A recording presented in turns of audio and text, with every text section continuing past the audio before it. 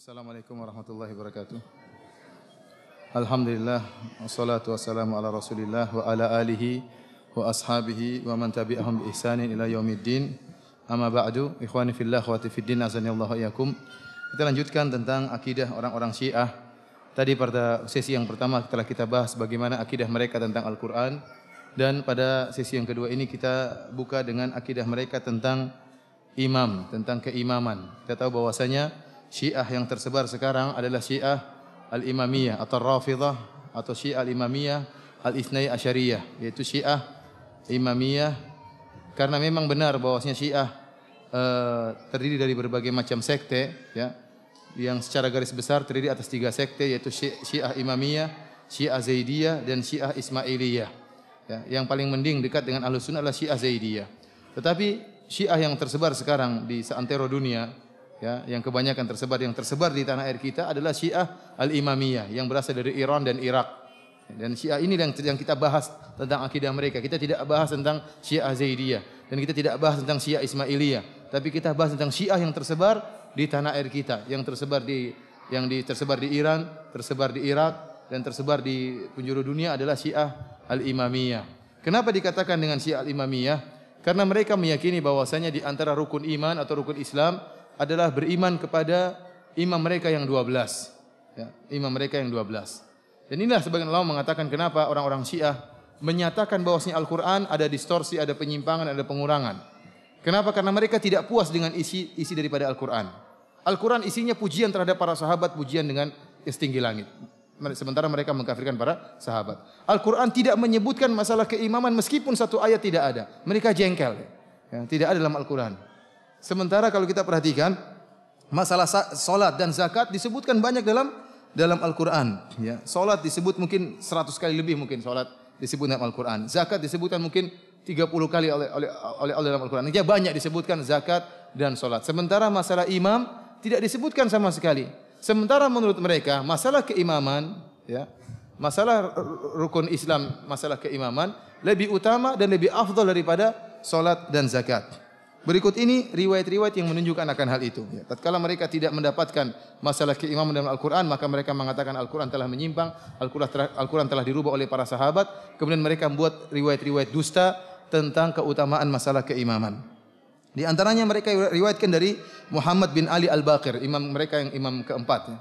Muhammad atau imam yang kelima, Muhammad Ali Al-Baqir bin Ali Al-Baqir, dia mengatakan, Bunyal Islam ala khamsin. Islam dibangun di atas 5 perkara. Ala salati waz zakati was shaumi wal hajj wal wilayah. Dibangun di atas salat, zakat, puasa, haji, dan keimaman. Dan apa? Keimaman. Wilayah. Kemudian dia berkata, walam yunada bi syai'in kama nudiya bil wilayah. Dan tidak diserukan kepada sesuatu pun sebagaimana diserukan terhadap keimaman. Artinya penyeruan terhadap salat, terhadap zakat, terhadap haji, terhadap puasa masih kurang, tidak seperti diserukan terhadap masalah keimaman. Dalam riwayat yang lain dari Abu Abdullah, yaitu Ja'far As-Shadiq, imam mereka yang ke-6, dia berkata, Inna Allah qad iftarada ala ummati Muhammadin 5 faraid. Sungguhnya Allah telah mewajibkan kepada umat Muhammad 5 kewajiban. As-salat, dan zakat, dan puasa, dan haji, wa wilayatuna, dan keimaman. Kemudian kata dia, farakhasa lahum fi asya' minal faraid al-arba' wa lam yurakhis li ahadin fi wahidah. Dan Allah memberi keringanan terhadap 4 rukun yang pertama, yaitu salat, zakat, haji, dan puasa. Namun Allah tidak memberi keringanan tentang masalah apa? Keimaman. Dalam riwayat yang lain dari Abu Ja'far, dia berkata, Bunyal Islam ala khamsati asya. Islam dibangun di atas 5 perkara. Salat, zakat, haji, puasa, dan wilayah. Qala Zurarah, qultu wa ayyu syai'in min dzalika afdal? Mana di antara rukun Islam tersebut yang paling afdal? Qala al-wilayah afdal. Keimaman yang paling apa? Afdal. Oleh karenanya inilah mereka kenapa dikatakan dengan Syiah Al-Imamiyah Al-Ithnai Asyariyah, karena mereka meyakini seorang dikatakan muslim, tidak dikatakan muslim sampai mereka beriman dengan imam mereka yang ke-12, ya. Yang dimulai dari Ali bin Abi Thalib. Kemudian Al-Hasan yang imam kedua. Ketiga siapa? Al-Husain bin Ali bin Abi Thalib. Kemudian berikutnya siapa? Ali Zainal Abidin. Antum perhatikan Hasan punya anak juga. Ada keturunan Hasan punya anak laki-laki, punya anak keturunan. Husain juga punya anak selain apa namanya? Ali Zainal Abidin. Kemudian setelah Ali Zainal Abidin, kemudian Muhammad Al-Baqir. Setelah Muhammad Al-Baqir yang keenam adalah Ja'far As-Shadiq yang sering disebutkan dua riwayat ini. Abu Abdullah Ja'far As-Shadiq dengan Muhammad Al-Baqir, imam keenam dan imam kelima. Seterusnya saya lupa namanya, dan terakhir adalah Muhammad Hasan Al-Askar. Muhammad Hasan Al-Askar, imam ke-12 mereka, yang dia tatkala berumur sekitar 5 tahun masuk dalam sirdab dan tidak keluar-keluar sampai sekarang. Sudah 1200 tahun dia tidak keluar. Dan ini imam yang terakhir mereka, dan nanti kalau dia keluar itu yang disebut dengan Imam Mahdi, sehingga mereka masih menantikan kedatangan Imam Mahdi. Oleh karena salah seorang ulama Syiah ceramah di televisi, dia mengatakan bahwasanya kami akan menaklukkan Mekah dan Madinah. Bagaimana? Ya kami akan menaklukkan kota Mekah dan Madinah. Kenapa? Karena keluarnya imam ke-12 hampir keluar. Sebentar lagi apa? Keluar. Sudah 1200 tahun tidak keluar-keluar, kata dia sekarang waktunya apa? Keluar. Namun tidak bakalan keluar. Tidak bakalan keluar. Ikhwani fillah azanillahu wa iyyakum. Oleh karenanya mereka gulu berlebih-lebihan terhadap imam-imam mereka. Sikap mereka terhadap para imam berlebihan. Kita ini dianggap kafir oleh mereka karena kita tidak beriman dengan 12 imam tersebut. Paham? Kita tidak beriman dengan 12 imam tersebut. Tapi mereka mengatakan orang hanya bisa dikatakan Islam kalau beriman dengan 12 imam tersebut. Sementara mereka terlalu gulu berlebih-lebihan terhadap para imam. Saya sebutkan dari dua buku yang mereka jadikan andalan, yaitu buku Al-Kafi lil Kulaini, Sahih Bukharinya orang-orang Syiah, dan yang kedua kitab Biharul Anwar. Kitab Biharul Anwar kitab yang besar ya. Di internet antum bisa download sekitar 110 jilid. Itu isinya akidah, banyak akidah orang Syiah, dan mereka jadikan patokan kitab Biharul Anwar. Oleh karena sebagian orang Syiah bertaqiyah. Tatkala terjadi dialog teman saya dengan orang Syiah, kata dia, "Kamu jangan baca akidah Syiah dari buku yang lain, baca dari Biharul Anwar." Sama saja Biharul Anwar juga isinya kacau balau. 110 jilid isinya amburadul semuanya.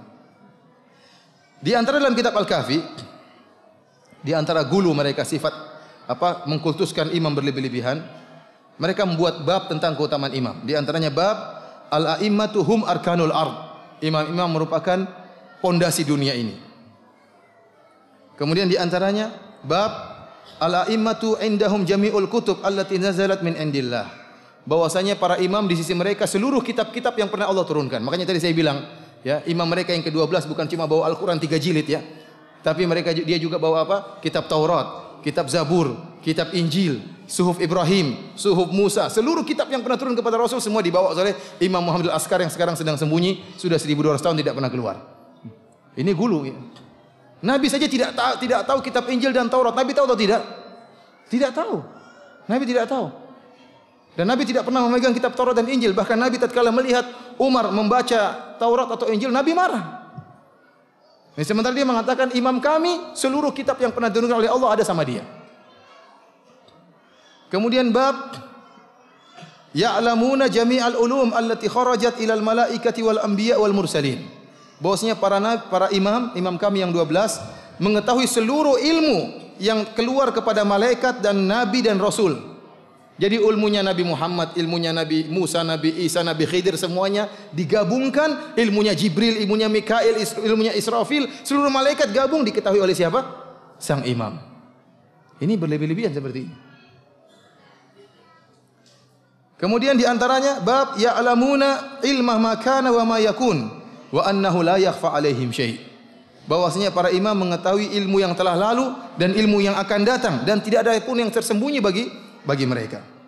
Oleh karenanya mereka mendatangkan sebuah riwayat yang membuktikan bahwasanya para imam mengetahui masa depan, ilmu yang masa lalu dan ilmu masa depan para imam mengetahui seluruhnya. Di antaranya Abu Abdullah Ja'far As-Shadiq pernah bersumpah, "Wa Rabbil Ka'bah," demi Rabbnya Ka'bah, demi Allah Subhanahu wa taala. Dia bersumpah 3 kali, "Wa Rabbil Ka'bah, wa Rabbil Ka'bah, wa Rabbil Ka'bah. Lau kuntu baina Musa wal Khadir la akhbartuhuma anni a'lamu minhuma wa la amba'tuhuma bima laysa fi aydihima li'anna Musa wal Khadir alaihi assalam u'tiya ilma makana wa lam yu'taya ilma ma yakun." Kata Abu Abdullah, imam yang ke-6, kalau saya hadir tatkala pertemuan Musa dan Khadir, Nabi Khidir ya, maka saya akan kabarkan kepada mereka berdua, "Wahai Musa, wahai Khadir, saya lebih pandai daripada kalian berdua." Dan saya akan kabarkan kepada mereka berdua tentang ilmu yang tidak mereka miliki berdua. Kenapa? Karena Musa dan Khadir diberikan ilmu tentang masa lalu. Dan walam yu'taya ilma ma yakun, dan mereka tidak diberikan ilmu masa depan. Wa ma huwa kainun hatta taqum as-saah, dan mereka berdua tidak diberitahukan tentang ilmu yang akan terjadi sampai hari kiamat. Adapun kami mengetahuinya. Ini ghulu, dan ini saya bilang ini bodohnya orang Syiah. Ya. Kenapa? Nabi Khidir diberitahu oleh Allah tentang masa depan atau tidak? Diberitahu bahwasanya anak ini bakalan kalau besar bakalan menjerumuskan kedua orang tuanya. Namun orang Syiah goblok, kalau berdusta tidak pandai berdusta. Ini contohnya seperti ini. Tapi sikap mereka berlebihan. Dan aneh, ya akhi, di antara kegoblokan orang Syiah, mereka mengatakan para imam mengetahui masa depan secara mutlak. Sekarang kalau para imam tahu masa depan, kenapa Hasan bisa diracuni? Al Hasan radhiyallahu taala anhu, Hasan bin Ali, bagaimana dia meninggal dunia? Diberi racun. Kalau dia tahu bahwasanya tahu masa depan, dia akan tahu si fulan akan meracuni saya dan dia tidak akan diracuni. Kalau para imam mengetahui masa depan, kenapa Husain bin Ali bin Abi Thalib terbunuh di Karbala? Tatkala datang surat-surat merayu Husain, datanglah kepada kami akan bayat engkau, kami penduduk Kufah akan bayat engkau wahai Husain. Husain mengutus Muslim bin Aqil untuk mengecek kebenaran surat-surat tersebut. Kalau dia tahu masa depan, tidak perlu dia ngecek-ngecek seperti itu. Akhirnya ternyata dia dibohongi, ternyata dia dibunuh oleh orang-orang Kufah yang berkhianat kepada orang-orang Syiah yang berkhianat kepada Husain. Kalau tahu ilmu gaib, tidak mungkin. Ali bin Abi Thalib bagaimana terbunuh? Dibunuh oleh Abdurrahman bin Muljam. Kalau Ali bin Abi Thalib tahu masa depan, tidak bakalan dibunuh oleh Abdurrahman bin Muljam. Oleh karena ini kudustan orang-orang Syiah yang berlebihan kepada para imam. Itu dari kitab Al-Kafilul Kulaini. Sekarang kita ambil dari kitab Biharul Anwar tentang para imam. Lihat, di antara bab-bab yang dibuat oleh Al-Majlisi dalam Biharul Anwar, bab ya'lamuna jami'al alsun wal lughat wa yatakallamuna biha.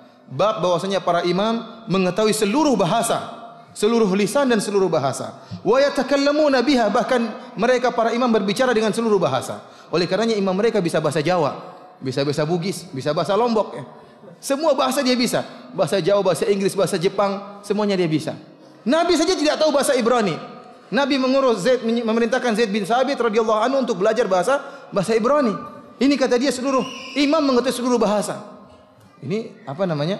Keanehan yang luar biasa. Berlebihan kepada para imam. Kemudian bab a'lamu minal anbiya, para imam lebih tahu daripada para nabi. Bab tafdiluhum 'alal anbiya wa anna ulil azmi innama saru ulil azmi bihubbihim. Tentang pengutamaan para imam di atas para nabi. Dan sesungguhnya para rasul ulul azmi, mereka tidaklah menjadi ulul azmi kecuali karena mereka cinta kepada imam yang 12. Bab yaqdiruna ala ihya'il mauta wa ibra'il akmah wal abras wa jami'a mu'jizatil anbiya. Bab bahwasanya para imam bisa menghidupkan orang-orang mati. Kenapa Ali bin Abi Thalib tidak dihidupkan oleh Hasan? Ya. Kenapa Hasan tidak dihidupkan oleh siapa? Husain. Kenapa Husain tidak dihidupkan? Nangis-nangis kan bisa dihidupkan sama anaknya Muhammad Ali Zainal Abidin. Ini konyol, maksudnya konyolnya orang-orang Syiah seperti ini.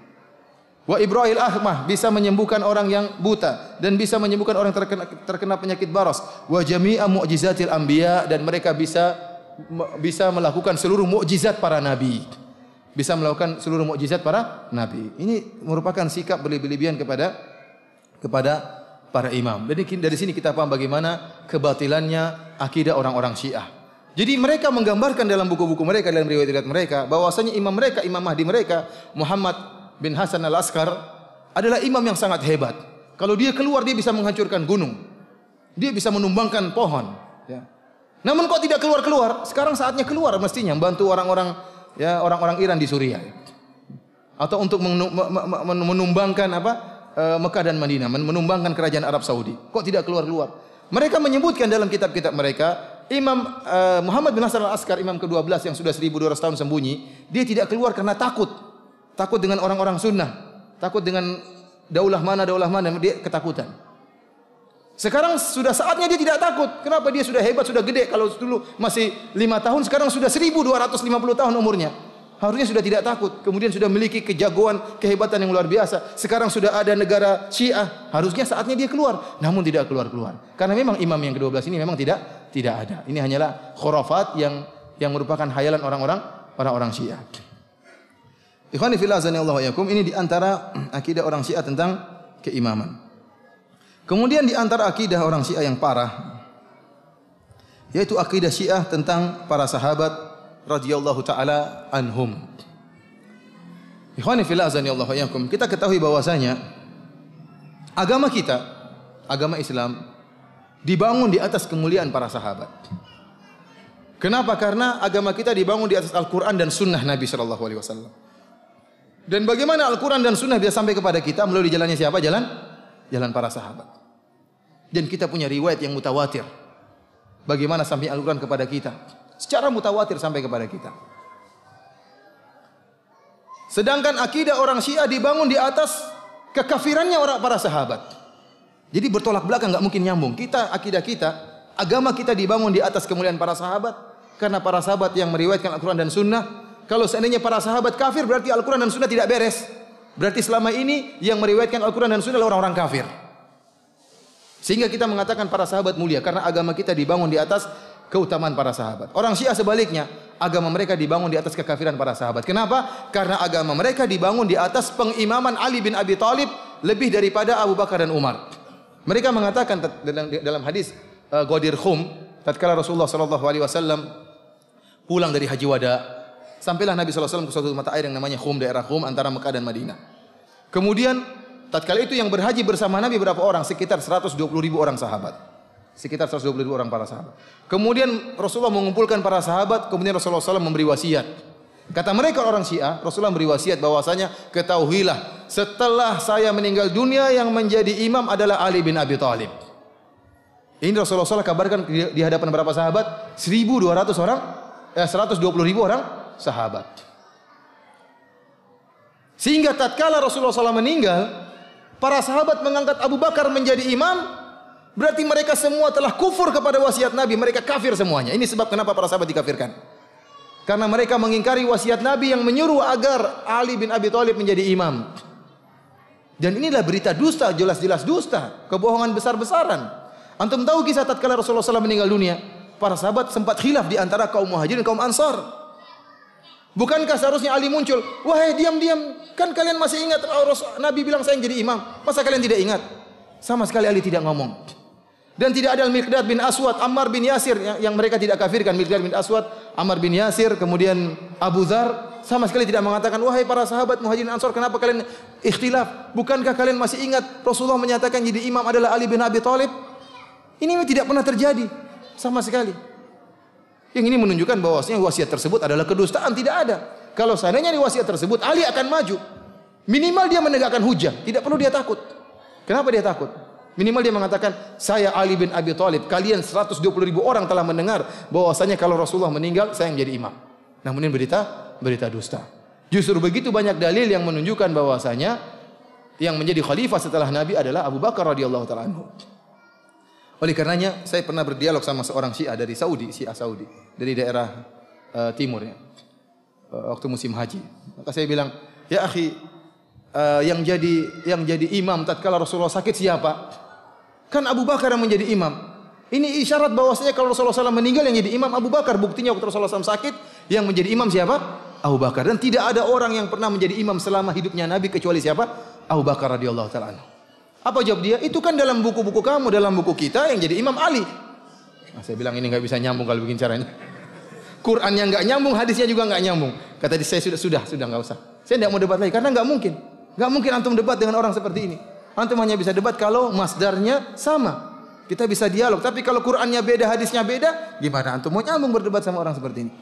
Oleh karenanya, mereka kalau tidak mengkafirkan para sahabat, mereka tidak bisa bangun agama Syiah. Enggak mungkin, mustahil. Untuk bisa membangun agama Syiah, para sahabat harus kafir dulu. Kenapa? Karena yang jadi imam harusnya siapa? Ali. Para sahabat mengingkari wasiat Nabi sehingga seluruh mereka kafir. Seluruh mereka kafir. Oleh karenanya bagaimana kita bisa bersatu antara Syiah dengan Ahlus Sunnah? Mustahil. Ahlus Sunnah membangun agamanya di atas keadilan dan amanahnya para sahabat. Orang Syiah membangun agama mereka di atas kekafiran para sahabat. Enggak mungkin nyambung, mustahil. Oleh karenanya agama Syiah ini sangat didukung oleh orang-orang liberal. Orang liberal, orang-orang kafir. Ya, orang kaya seperti penerbit Mizan. Mizan itu menerbitkan buku liberal sama buku-buku apa? Syiah. Orang-orang kafir senang karena liberal didukung oleh orang-orang kafir. Mereka ingin menimbulkan kerusakan di negara Indonesia dengan menyebarkan paham liberal. Dan mereka dukung dengan agama Syiah. Kenapa? Karena agama Syiah ingin memisahkan antara umat Islam dengan teladan mereka. Siapa teladan mereka? Para para sahabat. Kita kalau ingin menyemangati anak-anak kita bilang, wahai anakku, kamu jadi seperti Umar loh. Hebat. Jadilah kamu seperti Abu Bakar. Kita banyak contoh para sahabat. Jadi kepada putri-putri kita, jadilah kamu seperti Aisyah, seperti Zainab, seperti Ummu Salamah. Namun tatkala para sahabat semuanya kafir, tidak ada teladan bagi kaum muslimin. Seperti anak ayam kehilangan induknya. Siapa yang mau mereka tiru? Para sahabat semua kafir. Generasi terbaik umat ini dikafirkan oleh orang-orang Syiah. Dan ini yang diinginkan oleh orang kafir. Untuk supaya para kaum muslimin tidak punya kejayaan. Kalau kaum muslimin ingat dengan kejayaan para sahabat, mereka akan rindu dengan kejayaan tersebut. Mereka punya semangat berjuang. Mereka punya semangat untuk kembali lagi kepada kejayaan. Kenapa? Pernah berjaya para sahabat radhiyallahu taala anhum. Tapi tatkala para sahabat kafir, rusak semua, ya sudah. Para sahabatnya kafir, apalagi kita. Ini disenangi oleh orang-orang kafir, orang-orang barat, orang-orang non-muslim. Ikhwani fillah azanillahu iyyakum. Sebagaimana saya katakan tadi bahwasanya agama orang-orang Syiah dibangun di atas pengkafiran para sahabat. Oleh karenanya di antara doa yang paling afdal yang mereka agung-agungkan dan disebutkan dalam banyak buku mereka, bahkan disyarah dalam banyak buku doa tersebut, adalah doa sonamai Quraisy. Doa tentang dua berhala orang-orang Quraisy. Siapa maksudnya dua berhala orang-orang Quraisy? Yaitu Abu Bakar dan Umar. Di antara doanya seperti ini. Kata mereka, Ali bin Abi Thalib senantiasa berdoa dalam witir, dalam solat witir dia berdoa dengan doa tersebut. Doanya, Allahumma al'an sonamai Quraisy. Ya Allah, laknatlah dua berhala orang Quraisy. Siapa maksudnya? Abu Bakar dan Umar. Wajibtaihima wa tagutaihima wa ifkaihima wa ibnataihima. Ya Allah, laknatlah ya mereka berdua ini, dua berhala orang Quraisy. Sihir mereka berdua, togut mereka berdua, kedustaan mereka berdua, dan laknatlah dua putri mereka. Siapa? Aisyah dan Hafsah. Aisyah dan siapa? Hafsah. Dua-duanya dikafirkan oleh orang-orang karena Hafsah anaknya Umar, Aisyah anaknya Abu Bakar radhiyallahu taala anhu. Kemudian dia berdoa lagi, wa khallidhuma finnar, ya Allah kekalkanlah mereka berdua dalam neraka jahanam. Wal an ansarahuma, ya Allah laknatlah penolong mereka ini. Jadi antum semua dilaknat oleh orang Syiah karena antum mencintai Abu Bakar dan Umar. Setiap hari antum didoakan oleh orang-orang Syiah agar celaka. Ya. Oleh karena ikhwani fillah, bagaimana kebencian mereka terhadap para sahabat radhiyallahu taala anhum. Kemudian mereka berkata, barang siapa yang membaca doa ini, maka seakan-akan dia ikut perang bersama Nabi SAW dalam perang Badar, dalam perang Uhud, dan dalam perang Hunain, dan dia telah melepaskan 1 juta anak panah. Ini pahalanya baca doa ini. Oleh karena ikhwan, para orang-orang Syiah setiap saat mereka mencela Abu Bakar dan Umar. Setiap saat mereka mencela para sahabat. Kerjaan mereka mencela para sahabat. Mereka ke Madinah, ke Makkah, kerjanya mencela para sahabat. Mereka datang ke kuburan Nabi untuk mencela Abu Bakar dan Umar. Lebih afdal kalau mencela secara langsung. Mereka datang ke syuhada Uhud, mereka juga tidak puas-puasnya mereka mencela para sahabat. Di syuhada Uhud kata mereka, ya Allah laknatlah pembunuh para syuhada Uhud. Padahal di antara para pembunuh syuhada Uhud ada yang masuk Islam seperti Khalid bin Walid, Abu Sufyan, Ikrimah bin Abi Jahal, ya, Sufyan bin Umayyah, banyak orang-orang yang masuk Islam dari para sahabat. Karena laknat mereka semua. Karena asalnya mereka mengkafirkan para sahabat. Sampai salah seorang dosen di Jamiah Islamiyah mengatakan, ya ikhwani, para sahabat daiman mereka senantiasa mencela para orang-orang Syiah Rafidhah. Setiap saat mereka mencela para sahabat. Sampai pada detik ini jam 7:03 mereka juga sedang mencela para sahabat. Karena sampai dia tekankan setiap detik itu ada celaan terhadap para sahabat. Kenapa? Karena agama mereka dibangun di atas memaki dan mengkafirkan para sahabat.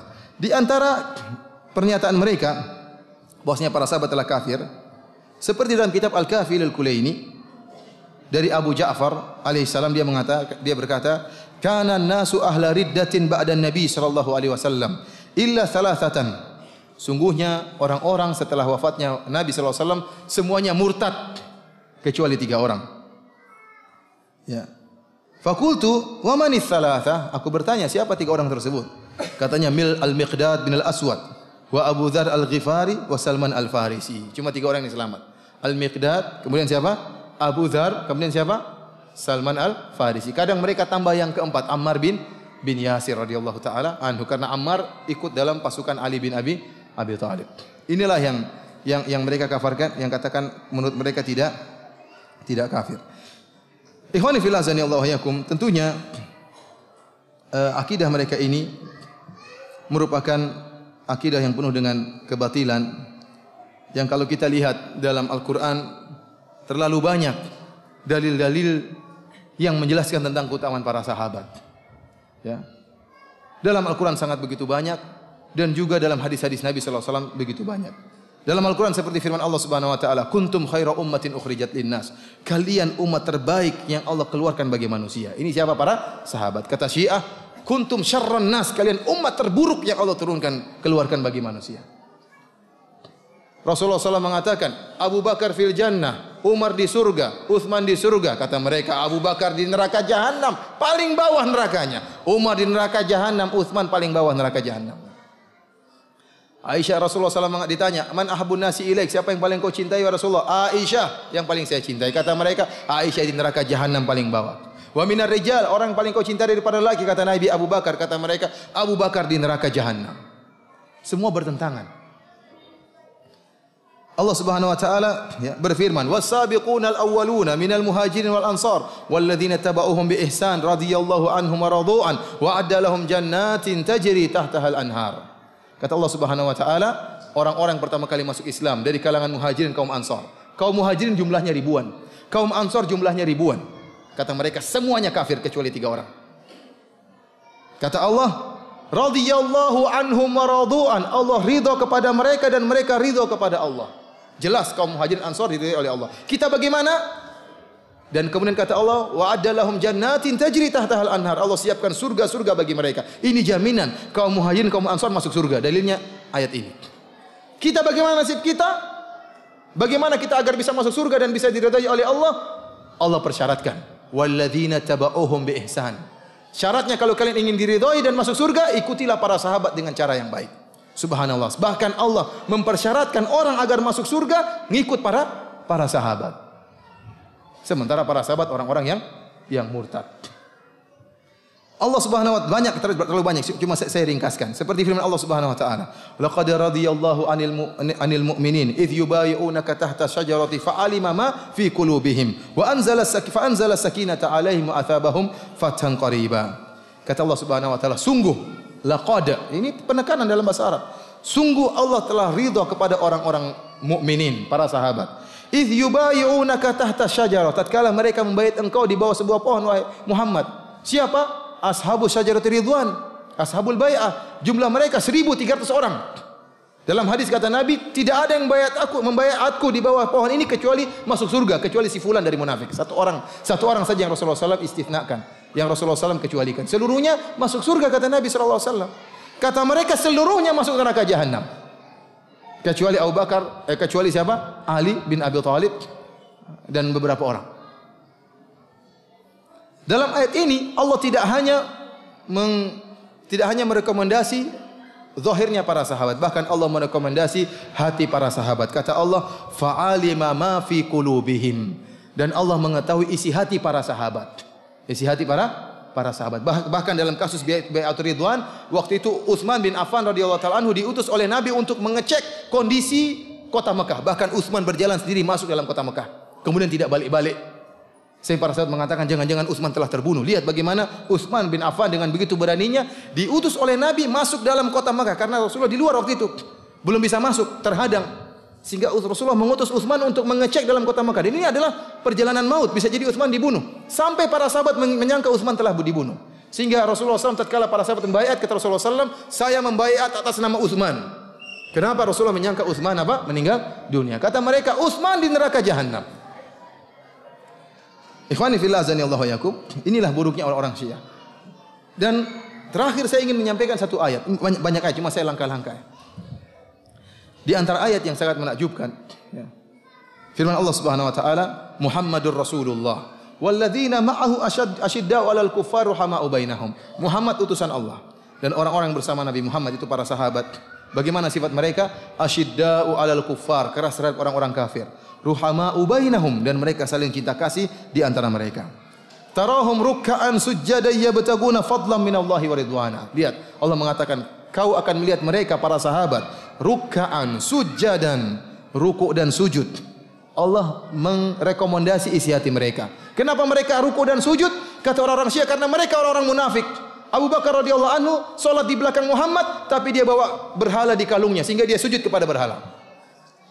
Kata Allah, ruk'an sujada yabtaguna fadlan minallahi wa ridwana. Mereka ruku dan sujud karena mengharapkan karunia dari Allah. Allah tazkiyah niat mereka. Allah tazkiyah, Allah rekomendasi niat mereka. Mengharapkan karunia dari Allah dan mengharapkan keridhaan Allah Subhanahu wa taala.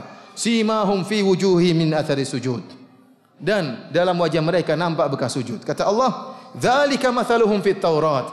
Inilah perumpamaan para sahabat dalam Taurat. Jadi para sahabat sudah dipuji oleh Allah dalam kitab Taurat.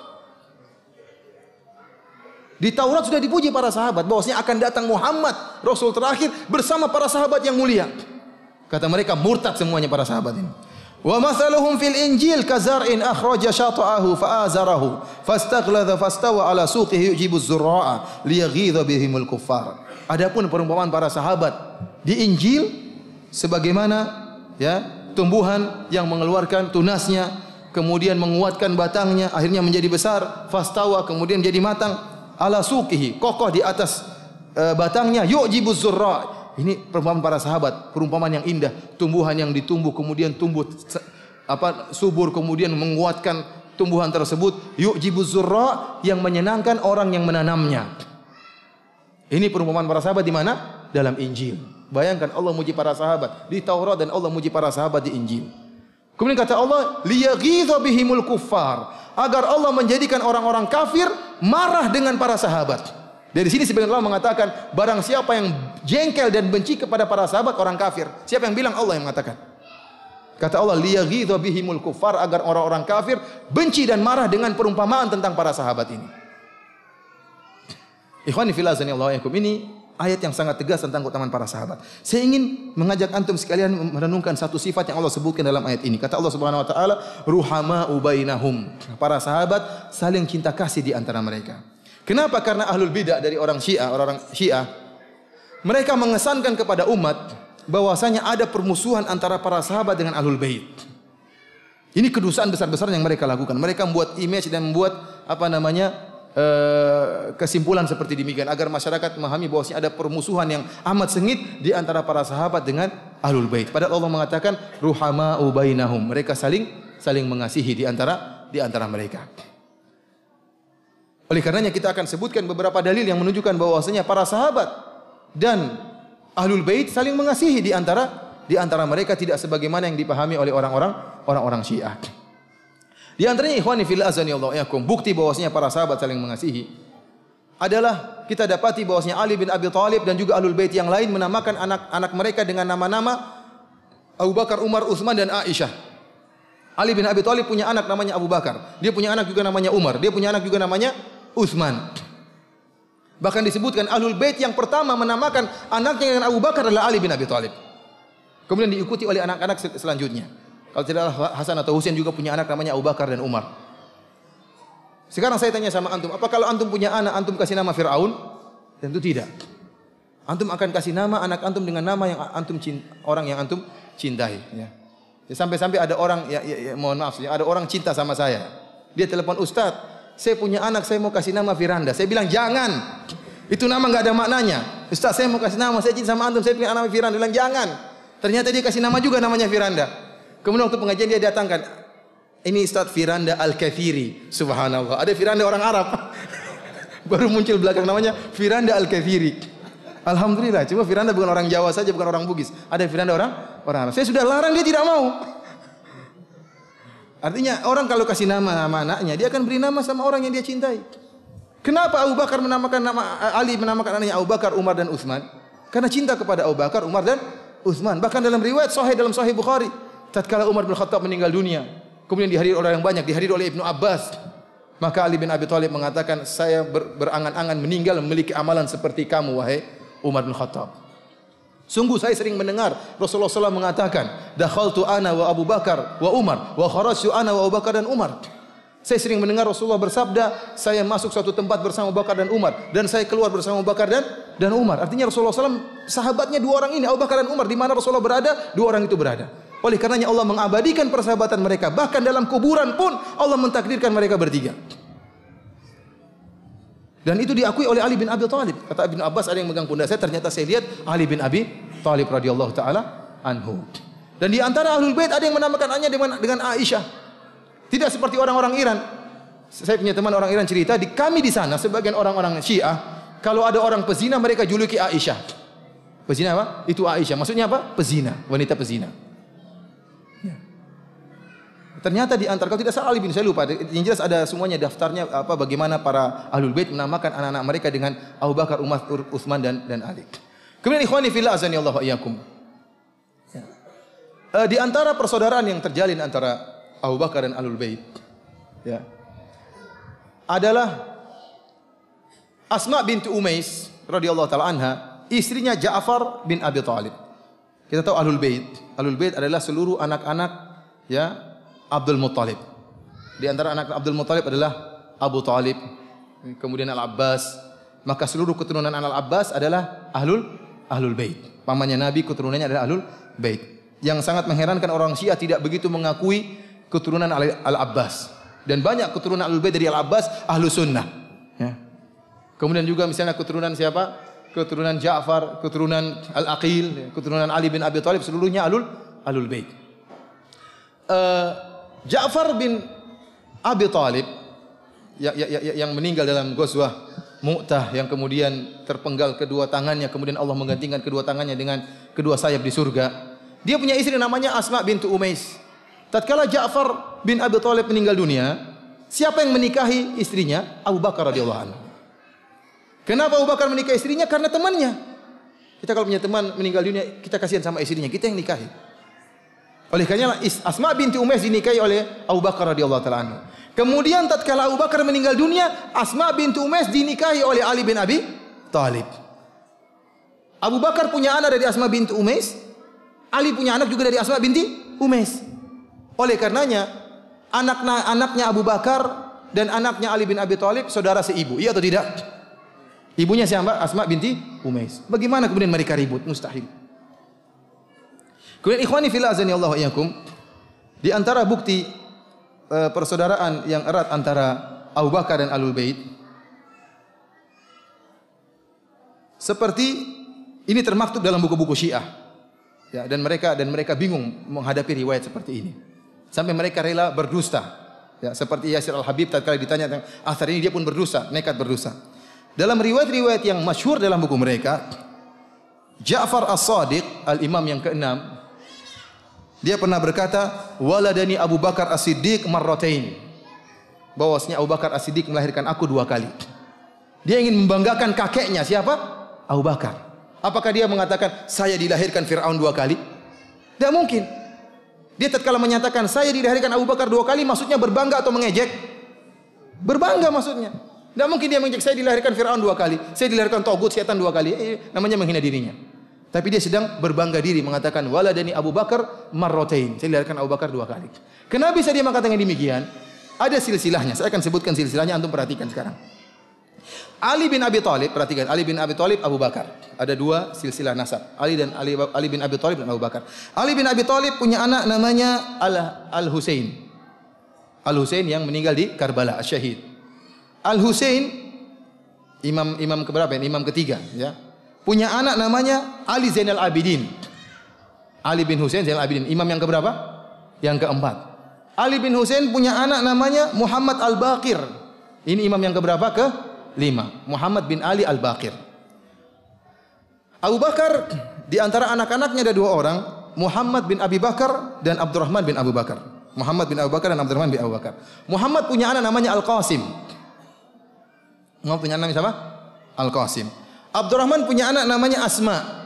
Saya ulang, Abu Bakar, Muhammad, Abdurrahman. Muhammad punya anak Al-Qasim, Abdurrahman punya nama siapa? Asma. Rupanya sepupuan ini menikah. Asma dengan Al-Qasim menikah. Ini sepupuan tidak? Sepupuan. Punya anak namanya Ummu Farwah.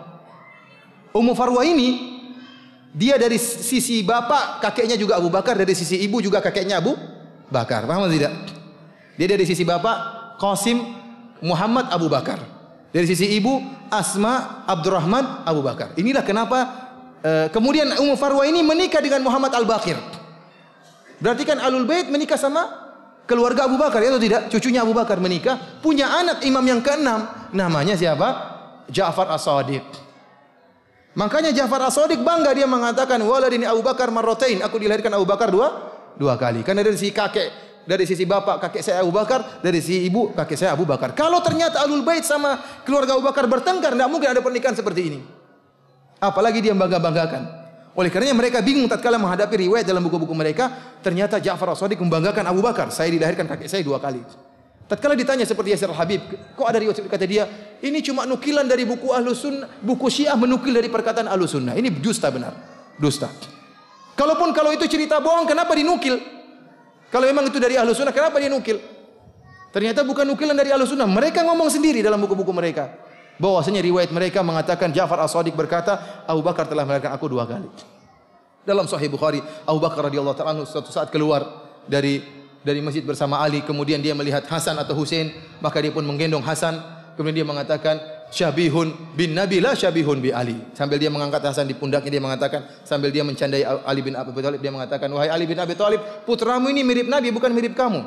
Maka Ali pun tertawa.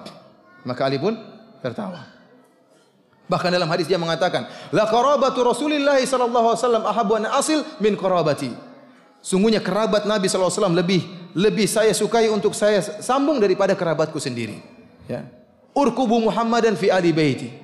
Abu Bakar juga mengatakan, ingatlah Rasulullah terhadap untuk bermuamalah baik dengan Ahlul Bait. Ini perkataan-perkataan Abu Bakar termaktub dalam buku-buku Sahih Bukhari dan yang lainnya.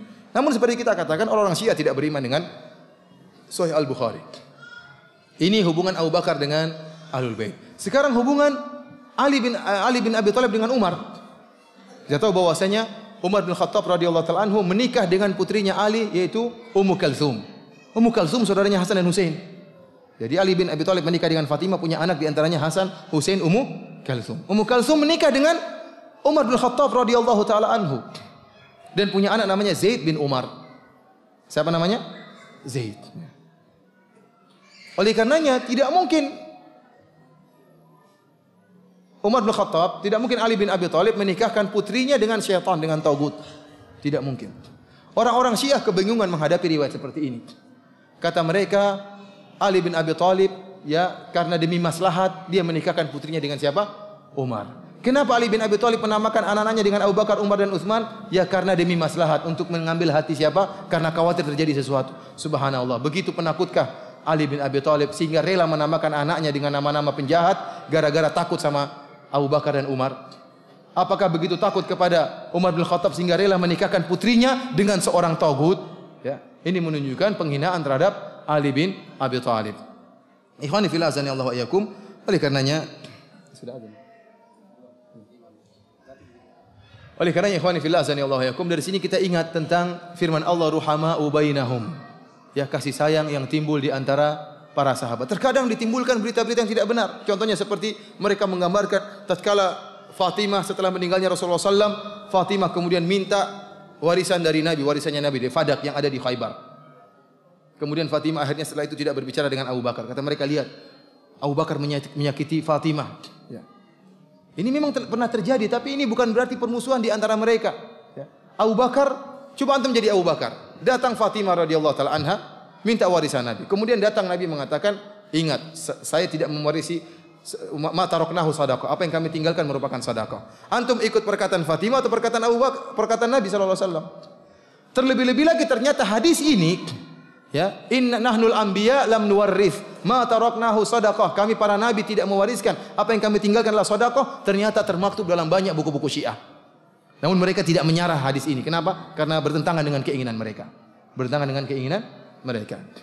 Namun Nabi Abu Bakar radhiyallahu taala anhu tatkala tidak memberikan warisan kepada Fatimah, karena warisan tersebut memang adalah sedekah, dan Abu Bakar mengatakan, saya akan melanjutkan sebagaimana yang dilakukan oleh ayahmu.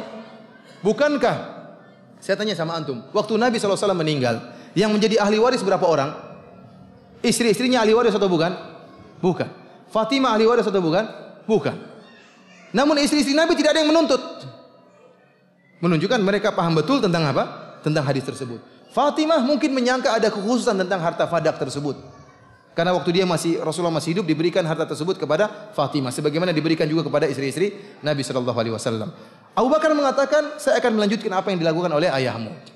Artinya Abu Bakar tidak menyerahkan Fadak sebagai milik harta Fatimah, tetapi tetap bagiannya diberikan kepada siapa? Fatimah. Taib, 6 bulan kemudian Fatimah meninggal dunia. Kemudian naiklah siapa? Abu Bakar meninggal dunia, naiklah Umar. Tatkala Fatimah sudah meninggal dunia, kenapa Ali bin Abi Thalib tidak menuntut kalau itu memang harta milik siapa? Fatimah. Bukankah kalau Fatimah meninggal yang mewarisi siapa? Ali dan anak-anaknya. Kenapa Ali bin Abi Thalib tidak menuntut? Kemudian setelah zaman Umar, setelah zaman Utsman, bahkan tatkala Ali menjadi khalifah, dia pun tidak mengambil harta Fadak tersebut.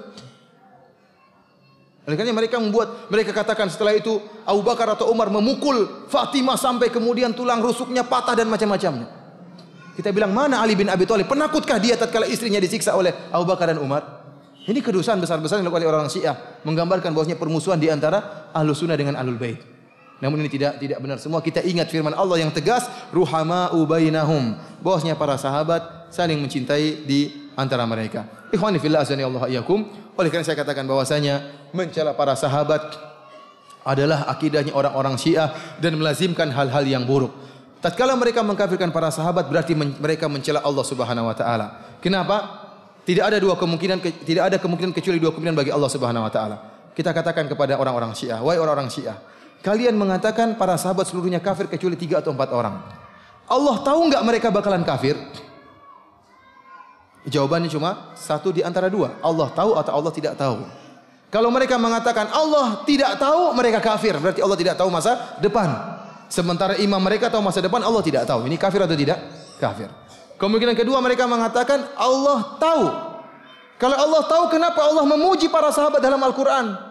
Tidak ada celaan sedikit pun dalam Al-Quran terhadap para sahabat. Berarti Allah sengaja menyesatkan hamba-hambanya. Berarti Al-Quran ini bukan kitab huda wa nur, bukan kitab petunjuk dan cahaya, tapi kitabul dhalal, kitab kesesatan.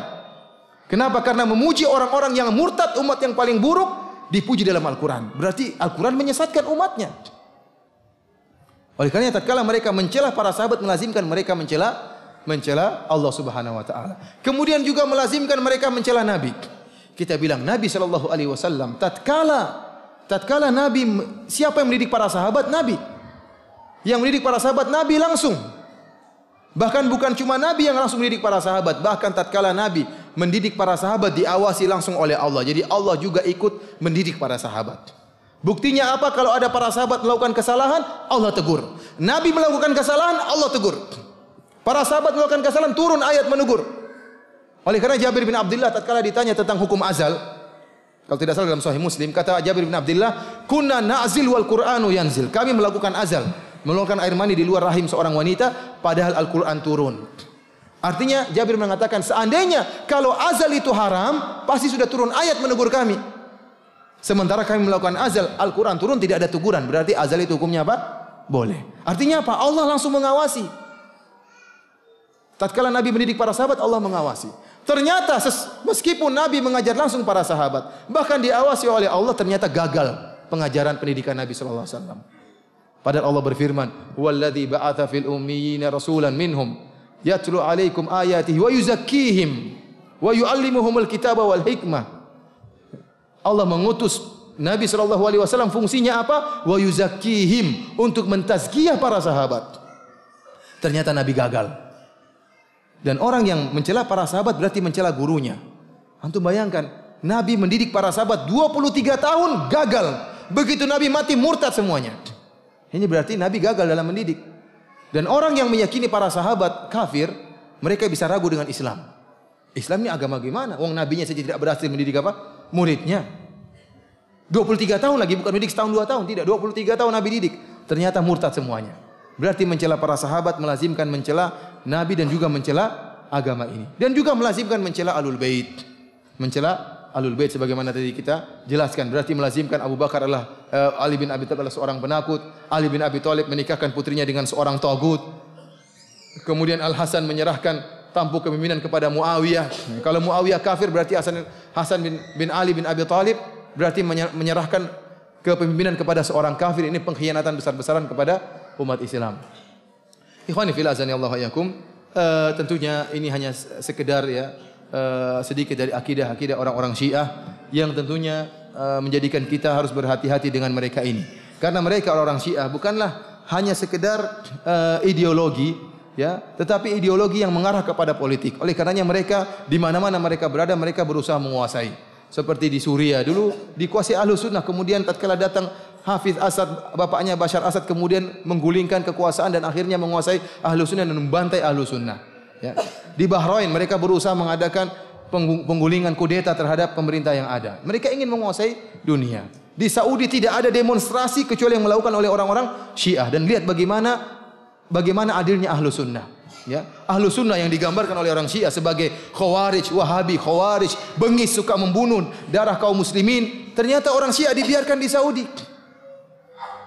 Bukankah orang Syiah tinggal di Qatif misalnya di daerah timur Saudi, bahkan tinggal mereka juga sebagian di kota Madinah. Mereka diberikan hak sebagai warga negara. Mereka sekolah juga dibayar oleh pemerintah Saudi. Mereka juga boleh berbisnis, dan mereka juga bahkan masuk dalam sebagian pemerintahan sebagai polisi dan yang lainnya, orang-orang Syiah. Dan mereka juga kalau sakit gratisan. Coba kalau Ahlus Sunnah di daerah Syiah, dibasmi, dibunuh, dipersempit. Adapun Ahlus Sunnah, orang-orang Ahlus Sunnah, tatkala ada orang Syiah, mereka tetap aja baik kepada mereka selama mereka tidak mengganggu, tidak disakiti. Ya, karena Nabi SAW demikian sikap beliau terhadap orang-orang munafik. Orang-orang munafik. Oleh karenanya orang-orang Syiah sering mengatakan, kalau kami memang bukan orang Muslim, kenapa kami boleh berhaji dan umrah di kota Makkah dan Madinah? Jawabannya, karena KTP-mu KTP Islam, KTP Islam. Coba kalau KTP-mu KTP Syiah, ya tidak akan masuk di mana? Di Arab Saudi. Jangankan kamu, bahkan orang-orang Ahmadiyah yang jelas-jelas kafir mengaku ada nabi baru, boleh berhaji di Mekah dan Madinah. Kenapa? KTP-nya KTP Islam, KTP Muslim. Tapi kalau KTP-nya Ahmadiyah, tidak akan dibiarkan masuk. Oleh karena ikhwani fillah azanillahu wa iyyakum, bagaimanapun kita berbuat adil kepada mereka, kita tetap harus berhati-hati. Karena orang-orang Syiah mereka punya makar. Ya. Lihat sekarang mereka jumlahnya sedikit, mereka sudah berani mengancam Ahlus Sunnah. Bagaimana jika mereka kemudian memiliki jumlah yang banyak dan mereka terus berkembang? Dan Iran tidak putus-putus yang beri bantuan. Iran adalah negara dakwah. Mereka punya dana khusus untuk apa? Untuk dakwah. Bahkan mereka membeli para kiai-kiai, dibeli supaya diam, bahkan membela orang Syiah. Dia undang ke Iran, setelah pulang sudah diam, enggak banyak omong. Ya, bahkan membela Syiah, bahkan mengaburkan, mengatakan Syiah tidak semuanya sesat, Syiah bermacam-macam. Kita bilang iya bermacam-macam, tapi yang ada di Indonesia Syiah Rafidhah Imamiyah. Ya. Ini membuat bingung orang masyarakat. Kasihan banyak orang masyarakat tertipu. Gara-gara uang dia kemudian membela Syiah.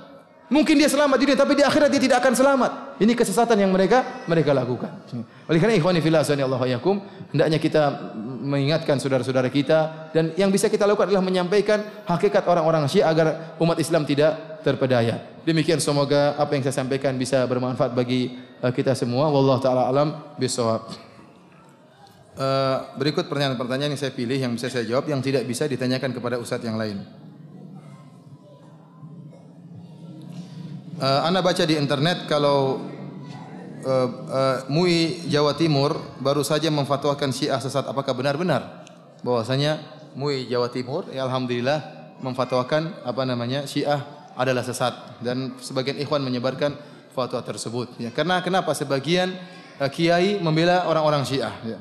Paling tidak memandang ini masalah remeh, padahal tidak remeh. Masalah akidah bukan remeh. Bagaimana kita bisa toleransi dengan orang yang mengkafirkan Abu Bakar dan Umar? Bagaimana kita bisa toleransi kepada orang yang mengatakan Abu Bakar penyembah berhala, mengatakan Umar bencong, homoseksual? Bagaimana kita bisa toleransi dengan orang yang mengatakan Aisyah pezina? Bagaimana kita bisa toleransi dengan mengatakan Al-Quran sudah berubah? Tidak mungkin toleransi, mustahil. Antum toleransi terhadap kekufuran. Tidak ada toleransi dalam hal ini. Oleh karenanya kita dapati sebagian kiai toleransi, bahkan membela, mengatakan Syiah adalah mazhab yang kelima, mazhab yang ketujuh, mazhab yang keberapa. Kita bilang jangan bicara mazhab fikih, bicara masalah akidah. Kalau bicara masalah fikih boleh, mungkin ada pendapat ke-100, ke-200 enggak jadi masalah. Yang jadi masalah akidah. Ini bicara tentang inti daripada akidah. Al-Qur'an ada perubahan, ini akidah yang sangat berbahaya. Bagaimana kita toleransi dengan orang seperti ini? Oleh karenanya benar fatwa MUI Jawa Timur tersebut.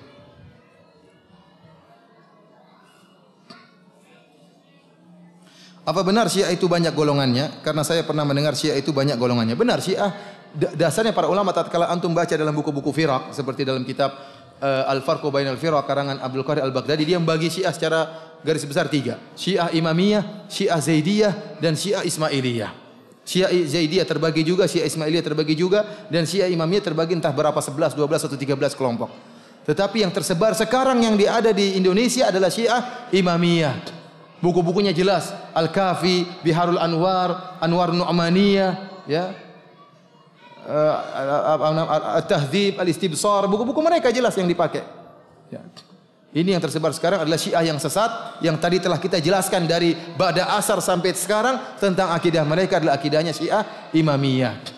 Oleh karena sebagian kiai kemudian berusaha meremehkan hal ini. Oh, Syiah bermacam-macam, jangan dipukul ratakan. Kita bilang kita tidak pernah memukul ratakan. Tapi kita berbicara khusus kepada Syiah yang tersebar sekarang ini di tanah air kita. Kita tidak berbicara tentang Zaidiyah. Saya pernah ketemu dengan orang Zaidiyah di Yaman, tidak seperti Imamiyah yang sekarang. Orang Zaidiyah masih mengatakan Abu Bakar radhiyallahu anhu, Umar radhiyallahu anhu, Umar radhiyallahu anhu, Aisyah radhiyallahu anha. Mereka masih mengatakan demikian. Tapi Syiah yang Isna Asyariyah tidak demikian. Dan di Lombok sudah ada yang berani mengatakan belum beriman kepada Al-Quran sepenuhnya. Ini contohnya. Syiah yang tersebar di sini apa? Imamiyah, bukan Zaidiyah. Karena Al-Quran belum tentu benar. Dan perlu disusun lagi katanya. Dan bolehkah kita membunuh dia? Jangan. Jangan antum seperti itu ya. Antum di sini di dalam negara punya apa pihak yang berwajib ya. Laporkan kalau ada yang mengatakan demikian.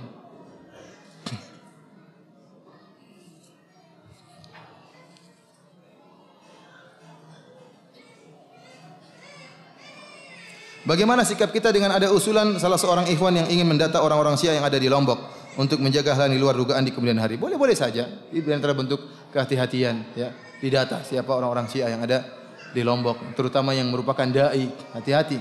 Ya, karena mereka sedang menyuruh kepada kekufuran. Ya.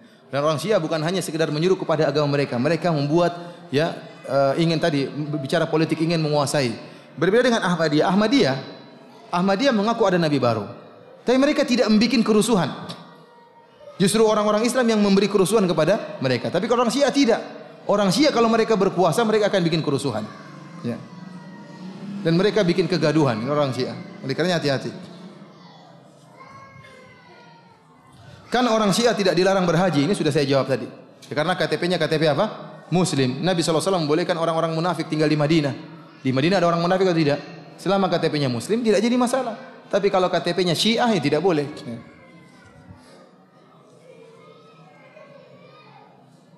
MUI di TV mengatakan Syiah tidak sesat.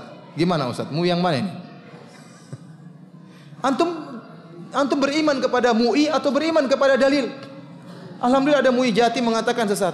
Saya sudah jelaskan tadi orang yang mengatakan Al-Quran itu sesat, itu Al-Quran tidak sempurna, itu orang sesat. Ya. Setelah kita jelaskan gini, antum masih percaya sama orang, oh Syiah tidak sesat. Kalau begitu, apa itu kesesatan kalau gitu?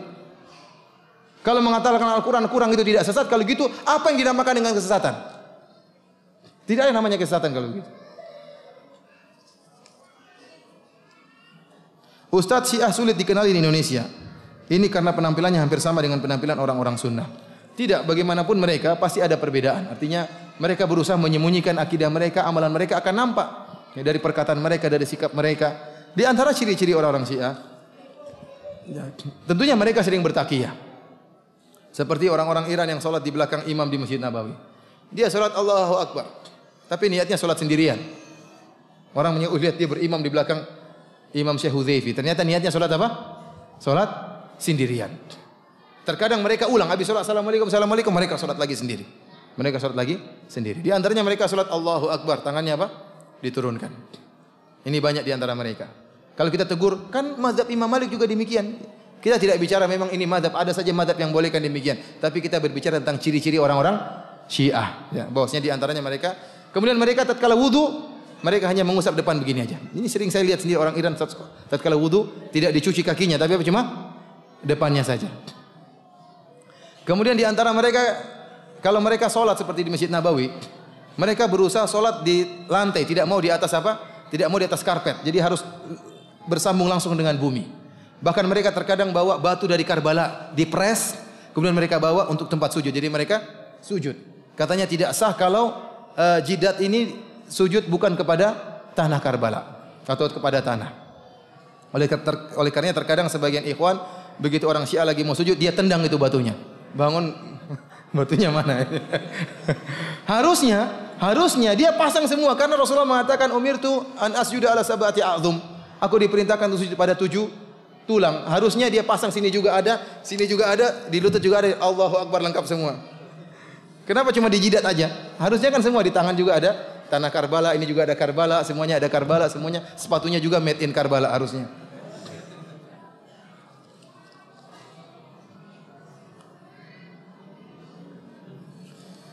Siapa tokoh-tokoh Syiah yang ada di Indonesia yang perlu diwaspadai? Yang jelas Jalaluddin Rahmat. Jalaluddin Rahmat dia tokoh seorang Syiah ya, yang Syiah kelas berat ya. Kemudian ada orang-orang yang menganggap wallahu alam dia Syiah atau tidak, tapi dia meremehkan masalah ini. Kata dia Syiah dan Sunnah mungkin bersatu. Syiah bukan suatu yang berbahaya. Ini ada orang-orang seperti ini. Entah dia Syiah atau tidak wallahu alam. Tapi yang jelas dia seakan-akan meremehkan masalah Syiah ya. Dia mengatakan Syiah dan Sunnah mungkin bersatu. Seperti contohnya Quraisy Shihab yang mengatakan jilbab tidak wajib. Bahkan kemarin saya ngisi di Metro TV, di Masjid Metro TV, mereka laporkan baru saja ada pengajian Quraisy Shihab, ditanya, ya Ustadz, suami saya menyuruh saya berjilbab. Saya mau berjilbab tapi suami saya melarang saya berjilbab. Mana yang saya ikuti? Kata Quraisy Shihab, ikut suamimu, tidak usah berjilbab. Ini diantaranya dia menulis buku yang tadi tentang pembelaan terhadap Syiah. Tapi dia Syiah atau bukan, wallahu alam bishawab. Saya tidak tahu. Tapi yang jelas dia ada seakan-akan meringankan masalah antara Syiah dengan Sunnah.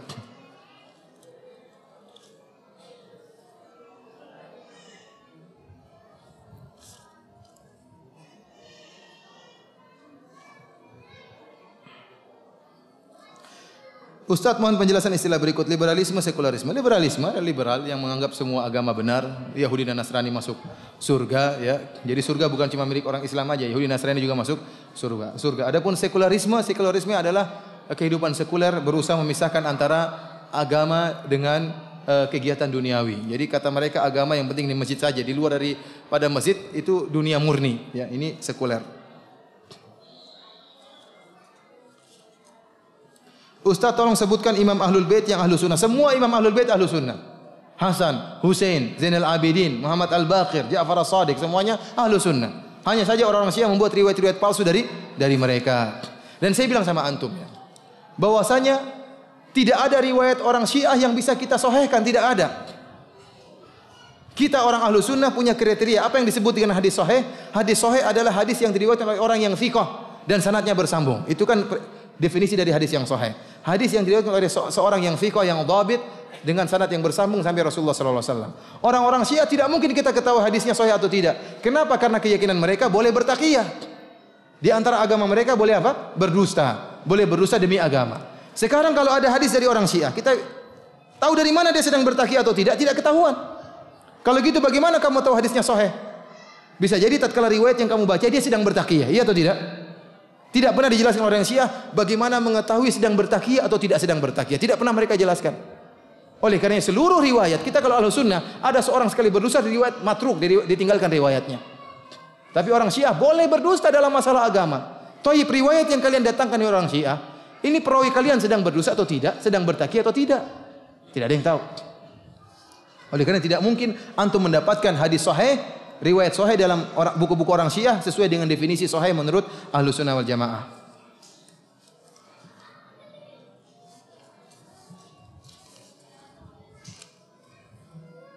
Mengapa hadis dari Ahlul Bait jarang kita terima? Tidak benar. Mana? Semua riwayat kita terima. Riwayat dari Ali bin Abi Thalib ya.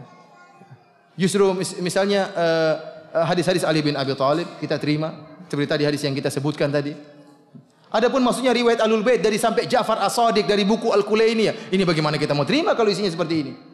Bukan kepada Nabi sampainya, kepada siapa? Ja'far As-Shadiq. Buku-buku mereka Biharul Anwar, Al-Kafi dan yang lainnya, itu kebanyakan riwayatnya sampai kepada imam-imam mereka, bukan sampai kepada Nabi sallallahu alaihi wasallam. Justru kita dapati orang-orang ahlu sunnah meriwayatkan kemuliaan Ahlul Bait. Contohnya Aisyah radhiyallahu anha. Aisyah radhiyallahu anha yang meriwayatkan hadis tentang kemuliaan Fatimah. Fatimah ya, sayyidu nisa'il alamin. Fatimah adalah pimpinan seluruh wanita di atas muka bumi ini. Siapa yang meriwayatkan? Aisyah radhiyallahu taala anha. Aisyah yang meriwayatkan tentang hadis hadisul kisah tentang Rasulullah tatkala meluk Ali bin Abi Thalib, kemudian Fatimah, kemudian Hasan dan Husain, kemudian Rasulullah SAW mendoakan mereka. Siapa yang meriwayatkan? Aisyah radhiyallahu taala anha. Abu Hurairah radhiyallahu anhu meriwayatkan banyak hadis-hadis tentang kemuliaan Ali bin Abi Thalib. Justru kalau mereka benci kepada Ali bin Abi Thalib, benci kepada Fatimah dan Hasan dan Husain, mereka tidak akan meriwayatkan hadis-hadis tersebut.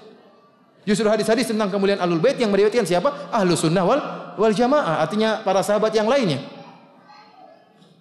Adapun perkataan kenapa kita tidak menerima riwayat Ahlul Bait, ini dusta, tidak benar. Jadi kalau riwayat yang tersebut dalam kitab Al-Kafi, kemudian riwayat ngaco seperti itu, riwayat-riwayat yang amburadul seperti itu, bagaimana kita mau terima? Kita bilang apa kriteria hadis sahih? Kalau kita Ahlus Sunnah wal Jamaah, perhatikan. Kita punya buku Sahih Bukhari, Sahih Muslim, Sunan Abi Daud, Sunan Nasa'i. Perawi-perawinya itu semuanya ada biografinya.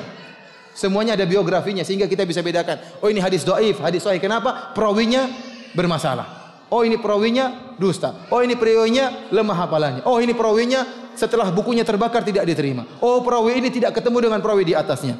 Dari mana kita tahu? Dengan melihat biografi para perawi tersebut.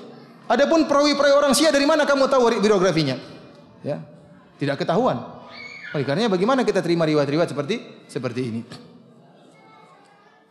Bagaimanakah akidah Abu Abdillah Ja'far As-Shadiq? Kita bilang semuanya ahlu sunnah. Cuma banyak riwayat-riwayat dusta yang ditujukan kepada mereka. Lihatlah tadi Abu Ja'far As-Shadiq mengatakan, waladani Abu Bakrin marratain. Aku dihalirkan Abu Bakar berapa kali?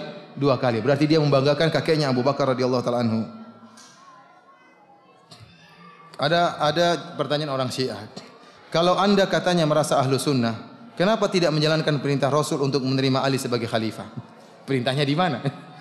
Tadi itu hadis Ghadir Khum. Mana riwayatnya?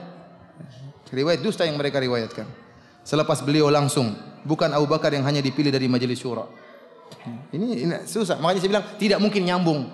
Karena hadis mereka bukan hadis kita. Seperti ini bagaimana kita mau nyambung? Dia mengatakan ada riwayat Rasulullah, riwayat yang sahih. Rasulullah mengatakan kalau saya mati yang jadi imam siapa? Ali bin Abi Thalib.